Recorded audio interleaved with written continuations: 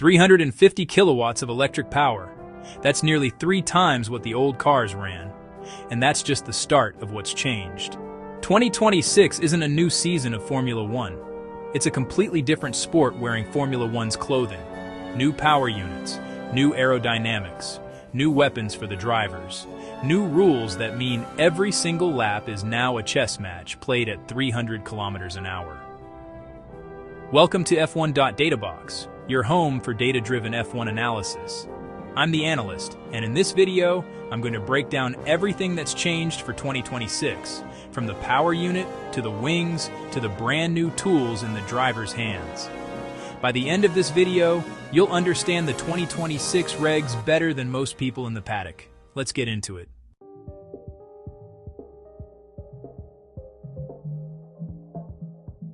Let's start at the heart of everything, the power unit. For 12 years, from 2014 to 2025, Formula One ran on a roughly 80-20 split. 80% from the 1.6-liter V6 turbo internal combustion engine, 20% from the electric motor. In 2026, that ratio has fundamentally changed.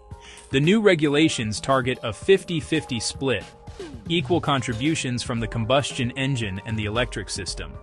And to get there, engineers had to completely reimagine the electric side of the equation. The MGU-H, the motor generator unit kinetic, is the electric motor that harvests energy under braking and deploys it as extra power on acceleration. In the old regs, it was capped at 120 kilowatts. In 2026, it's been cranked up to 350 kilowatts. That's an increase of nearly 3 times the electric output of the previous generation. To put that in perspective, 350 kilowatts is roughly the equivalent of 470 horsepower, just from the electric motor alone.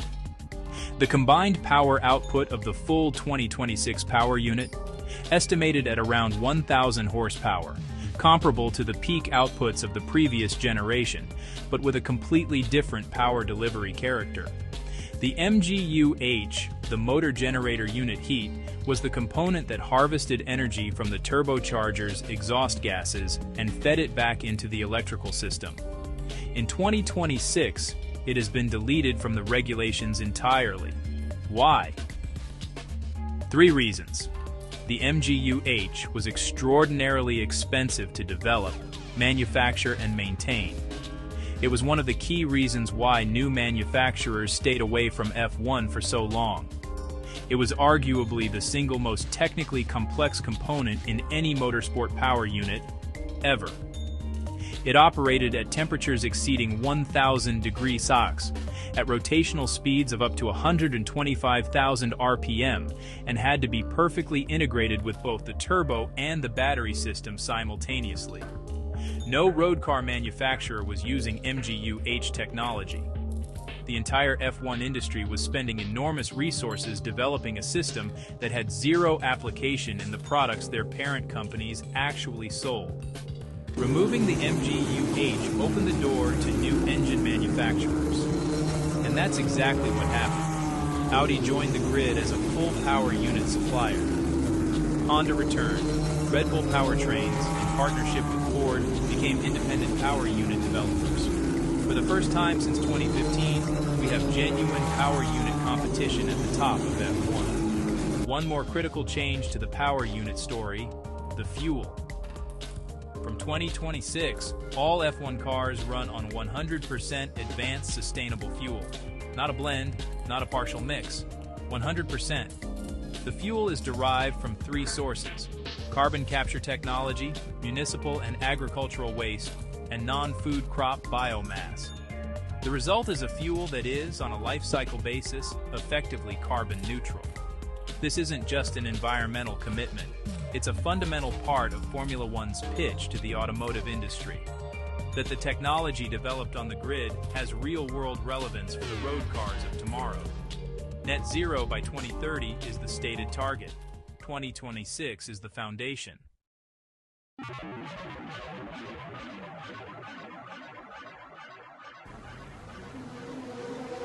Now let's talk about the cars themselves, because these aren't just new liveries on an old platform. The 2026 chassis regulations represent the most significant physical redesign of the car since 2022. The 2026 cars are shorter and narrower than anything we've seen in the hybrid era. The overall car width has been reduced, the wheelbase is shorter, and crucially, the tires are smaller. Front tires, 25mm narrower. Rear tires, 30mm narrower. This might sound like a detail. It isn't. Narrower tires change the entire handling characteristic of the car. They generate less mechanical grip, which puts more emphasis on aerodynamic downforce and on the driver's ability to extract performance from a more reactive, more demanding machine. The minimum weight of the 2026 car has been significantly reduced compared to the bloated 2022 era cars, which tipped the scales at nearly 800 kilos, including the driver.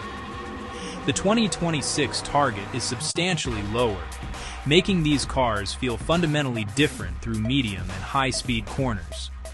Less mass means better acceleration, better braking, and sharper direction changes. On a circuit like Shanghai, with its combination of long straights, heavy braking zones, and flowing medium-speed corners, the weight reduction is a meaningful performance factor. Multiple drivers who tested the 2026 cars described them as more raw and more reactive than what they were used to. Charles Leclerc said the starts were very tricky. Lewis Hamilton compared the power delivery to something genuinely new. That's not a coincidence. When you triple the electric power output and put it into a lighter, narrower car, the driver has to work harder, think faster, and manage more variables simultaneously. Which brings us to the biggest change of all.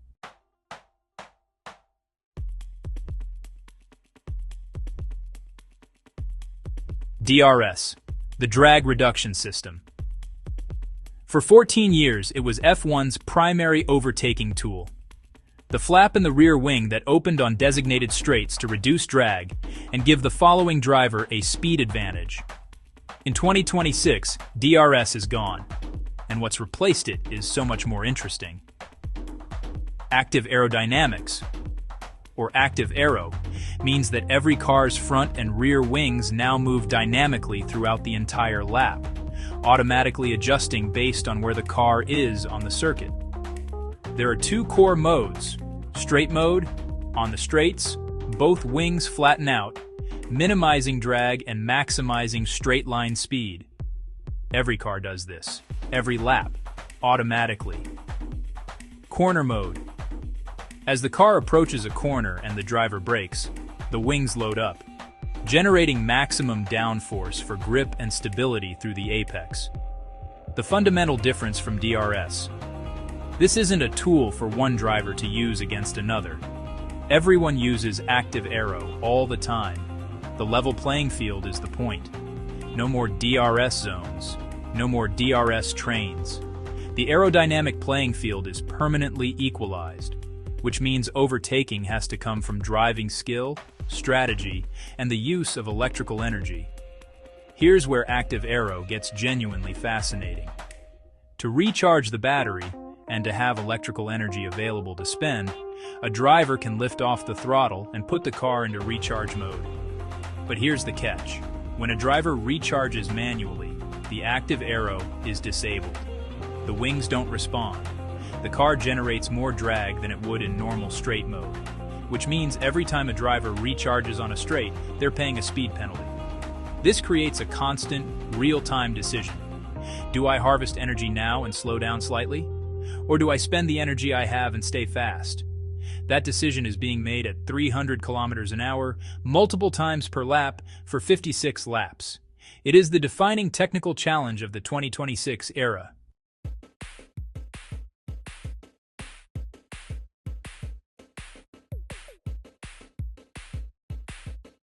So, what tools does a driver have at their disposal in 2026?